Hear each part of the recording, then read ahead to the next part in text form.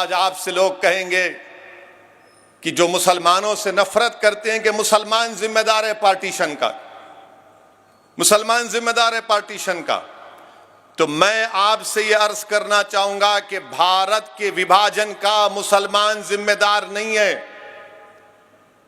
ये जो मुसलमानों से नफरत करते वो आपसे बोलेंगे नहीं नहीं ओवैसी क्या तुम गलत कह रहे हो, क्या उस वक्त सेंट्रल असेंबली माने उस वक्त की पार्लियामेंट में 102 सीट थी, 30 रिजर्व थी मुसलमानों की, 30 के 30 मुस्लिम लीग जीत गई।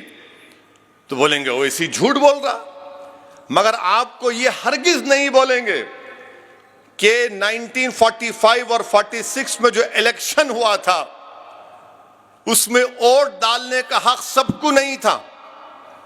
जैसा आज जो 18 साल का जाके वोट डाल सकता है, उस जमाने में वोट डालने का इख्तियार सिर्फ उन्हीं को था जो इनकम टैक्स देते, जो नवाब थे, जो जमींदार थे, जो पढ़े लिखे थे, उन्हीं को वोट डालने का इख्तियार था। बाकी आम मुसलमान को वोट डालने का इख्तियार नहीं था।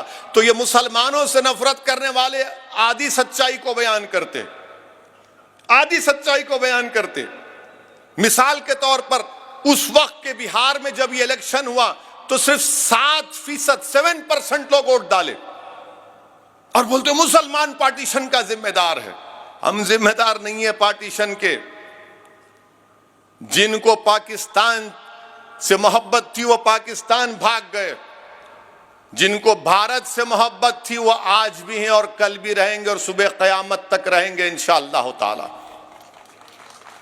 मगर पार्टीशन का जिम्मेदार, और अगर कोई ज्यादा इल्म चाहता है तो मैं कहूंगा कि ग्रैनविल, ऑस्टिन ग्रैनविल एक बहुत बड़ा कॉन्स्टिट्यूशन का एक्सपर्ट है, उसकी किताब है Indian constitution, Oxford university press में छपी गई, सफ़े नंबर 12 और 13 पढ़ लो। जो मैं कह रहा हूं सच है या झूठ मालूम हो जाएगा। अब जिसके पास डिग्री नहीं है वो नहीं पढ़ सकता, आपको मालूम। जो एंटायर पॉलिटिकल साइंस की डिग्री है वो तो नहीं पढ़ेंगे।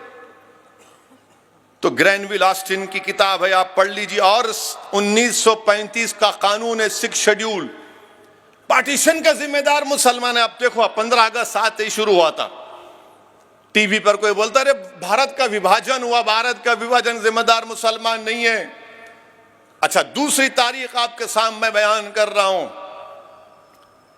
कि जब कांग्रेस ने मंजूर किया भारत के विभाजन को, पार्टीशन को, तो कांग्रेस के उस इजलास में उस पार्टीशन के प्लान को किसने पेश किया? उनका नाम जीबी पंत था। पार्टीशन के प्लान को पेश किया और फिर उसको सेकंड किसने किया? मौलाना आजाद ने। उसकी मुखालिफत कौन किया? मौलाना हिफ्जुर रहमान ने। मौलाना हिफ्जुर रहमान ने वो तारीखी जुमला कांग्रेस के इजलास में कहा था कि अगर आज आप इस पार्टीशन को, पाकिस्तान को बनाने की रजामंदी देंगे तो हम अपने हाथ से अपनी तारीख को मिटा देंगे, हम अपने हाथ से उन वादों को भुला देंगे। ये मौलाना हिफ्जुर रहमान ने कहा था। मगर आप बोलते हम जिम्मेदार, मुसलमान जिम्मेदार नहीं है।